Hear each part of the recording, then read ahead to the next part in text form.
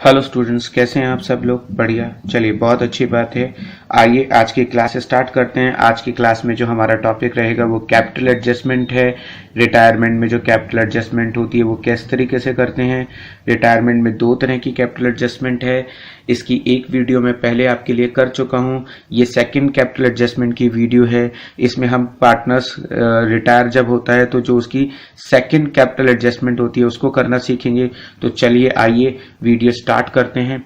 इसमें दिया हुआ है कि ए बी सी पार्टनर्स हैं, 2:1 का रेशियो दिया हुआ है। इधर कुछ लायबिलिटीज और एसेट्स हैं।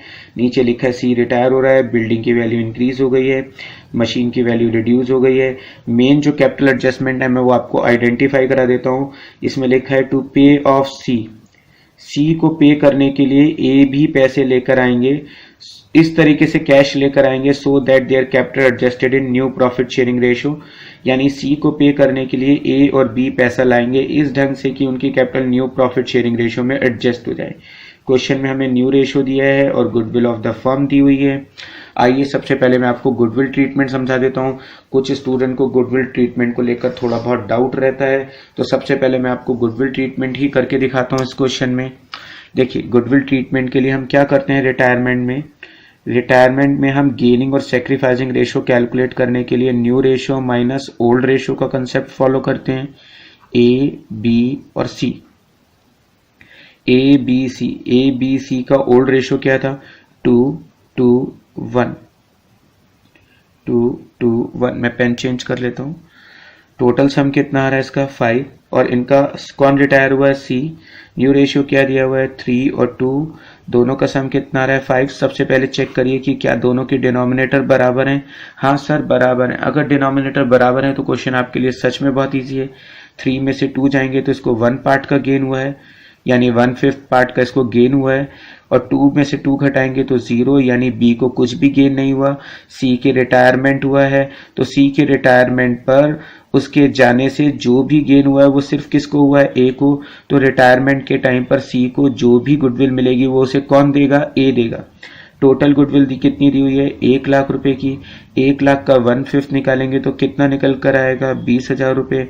तो सी के रिटायरमेंट पर उसको 20,000 रुपए गुडविल के कौन देगा? ए, क्योंकि गेन किसको हुआ है? केवल ए को। बी को कोई गेन नहीं हुआ, इसलिए बी कोई गुडविल नहीं देगा। कैसे करेंगे हम? यहाँ पे लिखूंगा मैं, सी को कितने रुपए मिलेंगे? 20,000 रुपए। सी को पैसे कौन देगा? ए। जिसको गेन होता है, जिसको फायदा होता है उसके तो बाई में लिखते हैं, और जिसको लॉस होता है उसके 2 में लिखते हैं। तो सी को कितने पैसे मिले हैं? 20,000 रुपए। इसके अलावा किसने दिए हैं? ए ने दिए हैं। तो लॉस किसको हो रहा है? ए को लॉस हो रहा है। To seize capital. हमेशा ए के सामने अपोजिट पार्टनर का नाम आएगा, सी के सामने उसके अपोजिट पार्टनर का नाम आएगा जिसने उसको पैसे दिए हैं। तो सी को 20,000 रुपए मिलेंगे और कौन देगा? ए देगा। चलिए तो शुरू करते हैं। सबसे पहले क्रेडिटर दिए हैं हमको, कोई एडजस्टमेंट नहीं दी है तो मैं इसको एज इट इज लिख देता हूँ। न्यू बैलेंस शीट में 1 लाख रुपए। जनरल रिजर्व है, इसे हम ओल्ड पार्टनर्स में डिस्ट्रीब्यूट कर देते हैं उनके रेशियो में। अगर मैं करूंगा तो यहाँ पर आएगा 24,000 और 12,000। बैंक लोन है, इसको लेकर कोई भी एडजस्टमेंट नहीं है, मैं एज इट इज मेंशन कर देता हूँ 40,000 रुपए। पार्टनर्स के कैपिटल अकाउंट के बैलेंसेस दिए हैं, ये बैलेंसेस में लिख लेता हूं, जो कि दिया है 1 लाख रुपए, 1 लाख रुपए और 1 लाख रुपए। कैश अकाउंट का बैलेंस दिया है तो मैं बैंक की जगह कैश अकाउंट बना लेता हूं। टू साइड में बैलेंस ब्रॉट डाउन लिख लेते हैं। कितना दिया हुआ है? 40,000 रुपए का। डेटर्स हैं 60,000 के, बट मुझे कोई एडजस्टमेंट दिखाई नहीं दे रही है तो मैं as it is new balance sheet में लिख देता हूं। मशीन दी हुई है 1,50,000 रुपए की। मशीन के बारे में एडजस्टमेंट है कि उस पर 10% का डेप्रिसिएशन लग गया है, तो मैं 15,000 का डेप लगा देता हूँ। 1,35,000 बचेगा। जितना भी डेप लगेगा वो हम यहाँ शो कर देते हैं। मशीन पर डेप लगा है 15,000 रुपये का। इसके अलावा हम लोगों को बिल्डिंग दी है जिसके बारे में लिखा है कि 20% से वैल्यू बढ़ गई है, 2 लाख रुपए की है। 40,000 रुपये से वैल्यू इंक्रीज हो गई है तो कितना हो जाएगा? 2,40,000। जितनी भी वैल्यू इंक्रीज हो रही है वो फायदा हो गया, तो हम यहाँ पे लिख देंगे बिल्डिंग से 40,000 का फायदा हुआ। इसके अलावा सी रिटायर हो रहा है, गुडविल दी हुई है हमको पुरानी फर्म की। आप जानते हैं कि पुरानी गुडविल का हम हमेशा अकाउंट क्लोज कर देते हैं, तो जो गुडविल दी है 50,000 रुपये की, इसे मैं पार्टनर्स अकाउंट में क्रॉस साइड डिस्ट्रीब्यूट कर देता हूँ। ये मेरी एसेट्स है, अगर किसी भी एसेट्स का अकाउंट क्लोज होता है तो वो लॉस है, और लॉस अल्टीमेटली कौन बियर करेंगे? पार्टनर्स। और जो भी लॉस होता है वो कहाँ लिखते हैं? 2 में, और जो फायदे होते हैं वो कहाँ लिखते हैं? सर बाई में। तो मैं यहाँ पे लिख देता हूँ गुडविल के 10,000 रुपये, 20,000 रुपये और 20,000 रुपये, सभी कुछ ओल्ड रेशियो मिलेंगे। First adjustment, second, third, fifth और इसके अलावा सिक्स्थ। फोर्थ एडजस्टमेंट को छोड़कर हमने सब कुछ कर लिया है। अब मैं सबसे पहले आपके लिए रिवैल्यूएशन प्रॉफिट कैलकुलेट कर लेता हूँ। रिवैल्यूएशन प्रॉफिट निकलेगा 25,000 का। इसको ए बी सी में डिस्ट्रीब्यूट कर लेते हैं 2/5, 2/5, 1/5 के रेशियो में, मीन्स 5,000, 10,000 और 10,000। टोटल बराबर कर लेते हैं 40,000 रुपीज़ और 40,000 रुपीज़ आएगा। रिवैल्यूएशन प्रॉफिट को हम उनके अकाउंट में क्रॉस साइड लिख लेते हैं। मुझे ए को 10,000 रुपये देने हैं, बी को 10,000 देने हैं और सी को 5,000 रुपये देने हैं। तो अब हम रह गया फोर्थ पॉइंट। अब हम कैपिटल एडजस्टमेंट करेंगे। इसमें लिखा है टू पे ऑफ सी। सी को देने के लिए पैसे कौन लेकर आएंगे? ए और बी। इस तरीके से लाएंगे कि उनकी कैपिटल न्यू रेशियो में हो जाए। अब ध्यान से एक बार और पढ़ते हैं। टू पे ऑफ सी, सी को जो भी पैसे देने होंगे, सी को जो भी पैसे देने होंगे उसको देने के लिए पैसे कौन लाएंगे? ए और बी। इसका मतलब ये निकला कि फर्म के पास जो कैश बैलेंस रखा है उस पैसे से हम सी को कोई भी पेमेंट नहीं देंगे। सी को जो भी पैसे देने हैं वो पैसे कौन लाएंगे? ए और बी। तो ऐसे में जो हमारे पास बैलेंस ब्रॉट डाउन दिया है, यानी ये फर्म के पास जो 40,000 रुपये रखे हैं, यही हमारी फर्म का क्या बन जाएगा? Balance carried down. यानी फर्म के पास जितना कैश रखा है वो एज इट इज रखा रहेगा। फर्म अपने कैश का यूज नहीं करेगी, क्योंकि सी को जो भी पैसे देने हैं वो कौन लेकर आएंगे? ए और बी। इसका मतलब फर्म अपना कैश यूज नहीं करेगी। तो जो बैलेंस ब्रॉट डाउन है उसको मैंने क्या कर दिया? कैरिड डाउन कर दिया, 40,000 रुपये। देखिए मैंने रिवैल्यूएशन अकाउंट बना लिया, उसका प्रॉफिट डिस्ट्रीब्यूट कर दिया है। अब मैंने क्या किया? कैश अकाउंट का बैलेंस बना लिया। कैश का ब्रॉड डाउन बैलेंस 40,000 था। अब हमें पता चल गया कि कैश का brought carry down balance will remain same 40,000, क्योंकि सी को देने के लिए पैसे ए भी लेकर आ जाएंगे। और ये कैश का बैलेंस मैंने यहाँ लिख दिया है। अब मैं बैलेंस शीट का टोटल करूंगा। 2,40,000, 2,80,000, 3,15,000, 4,15,000, 4,75,000। ये टोटल हो गया 4,75,000। अब ये जो टोटल है 4,75,000, लायबिलिटी का टोटल कितना होना चाहिए? वो भी 4,75,000 होना चाहिए। यानी नई फर्म की लायबिलिटी का टोटल कितना होना चाहिए? 4,75,000। लेकिन अभी टोटल आ कितना रहा है? 1,40,000। तो इस टोटल का और इन लायबिलिटीज के बीच का जो भी डिफरेंस है उसे हम क्या मान लेंगे? कैपिटल मान लेंगे। किसकी कैपिटल मान लेंगे? ए और बी की, क्योंकि नई फर्म में पार्टनर कौन होंगे? ए और बी। 4,75,000 में से मैं 1,40,000 घटाऊंगा तो डिफरेंस बचेगा 3,35,000।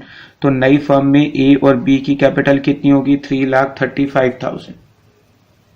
मैं एक बार दोबारा बता देता हूं। सबसे पहले मैंने एसेट साइड का टोटल किया।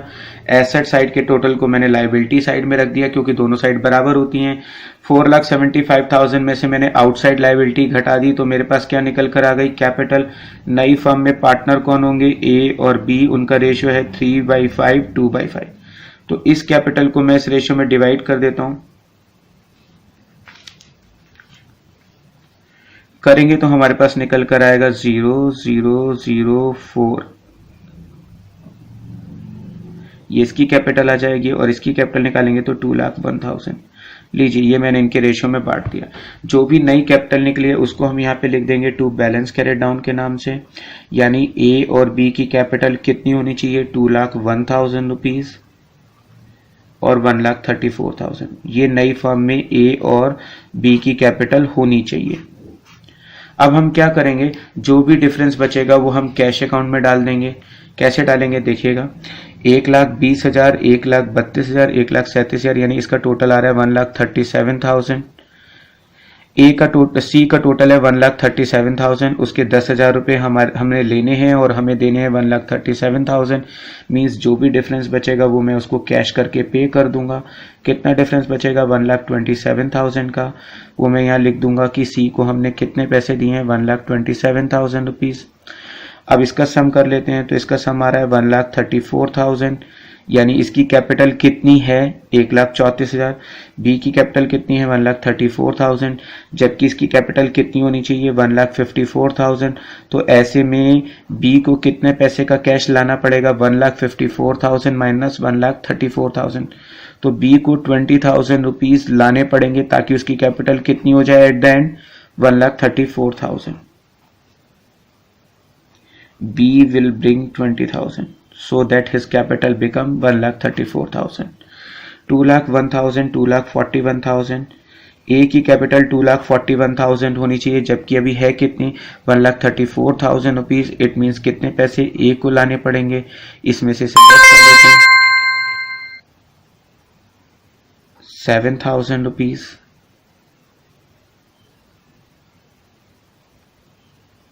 7,000 रुपीज, 3 में से 3 जाएंगे तो हमारे पास 0, 1 लाख। तो यानी ए कितने पैसे लेकर आएगा 1,07,000 रुपीज लेकर आएगा। अब चेक कर लेते हैं कि हमारा आंसर सही है कि गलत है। मैंने क्या बताया था, इसमें एडजस्टमेंट कह रही थी कि सी को पे करने के लिए पैसे कौन लेकर आएंगे, ए और बी। तो सी को पे करने के लिए पैसे कौन लेकर आएंगे, सी को पे करने के लिए पैसे लेकर आएंगे ए और बी। चेक करिए कि हमने सी को कितने पैसे दिए हैं 1,27,000, और देखिए ए और बी पैसे कितने लेकर आए हैं 1,07,000 और 20,000। टोटल कितना हो गया 1,27,000। इट मीन्स हमारा आंसर बिल्कुल सही है। इस साइड का टोटल करिए 1,67,000 और इस साइड का टोटल करिए 1,67,000। तो ये थी कैपिटल एडजस्टमेंट। जब सी को पे करने के लिए बाकी रिटायरिंग पार्टनर्स डिसाइड करते हैं कि हम पैसा लेकर आएंगे ताकि उनकी capital new profit sharing ratio में हो जाए। जब भी इस तरह की एडजस्टमेंट आपके एग्जाम में आएगी तो आपको क्या याद रखना है, सबसे पहले आप सारी एडजस्टमेंट कर लीजिए, पहला स्टेप। दूसरा, जो रिवैल्यूएशन प्रॉफिट है उसको डिस्ट्रीब्यूट कर लीजिए। फिर केयरफुली ये लाइन पढ़िए, इसमें लिखा है कि सी को पे करने के लिए ए और बी पैसा लाएंगे। तो ऐसे में क्या करेंगे, फर्म का जो ब्रॉट डाउन बैलेंस है that will become carried down balance, क्योंकि फर्म अपना कैश यूज नहीं कर रही है। सी को देने के लिए पैसे कौन लेकर आ रहे हैं, ए और बी। तो जो फर्म का ब्रॉट डाउन बैलेंस होता है वही क्या बन जाता है, कैरिड डाउन। उसको मैंने यहाँ पे रख दिया एसेट्स में। फिर मैंने एसेट साइड का टोटल किया, एसेट साइड का सम इक्वल टू होता है लायबिलिटी साइड के सम के। लायबिलिटी में से मैंने आउटसाइड लायबिलिटी माइनस कर दी तो क्या बच गई, कैपिटल। उसको मैंने न्यू रेशियो में बांटा और नई कैपिटल को हमने यहाँ पे लिख दिया। फिर जो डिफरेंस बचेगा वो कैश अकाउंट में पोस्ट होगा। पूरा क्वेश्चन करने के बाद आप चेक कर लीजिएगा कि आप सी को जितना पैसा पे कर रहे हैं उतना पैसा ए बी का आ रहा है या नहीं आ रहा, यानी जितना पैसा हमने सी को दिया है उतना पैसा ए बी के टोटल के बराबर होगा। ये इस क्वेश्चन के सही होने की पहचान है। तो होप यू गाइस आपको आज की इस वीडियो से कैपिटल एडजस्टमेंट करना आ गया होगा। इन फ्यूचर आपके पास एग्जाम में अगर इस टाइप की कैपिटल एडजस्टमेंट आती है तो आसानी से आप कर लेंगे।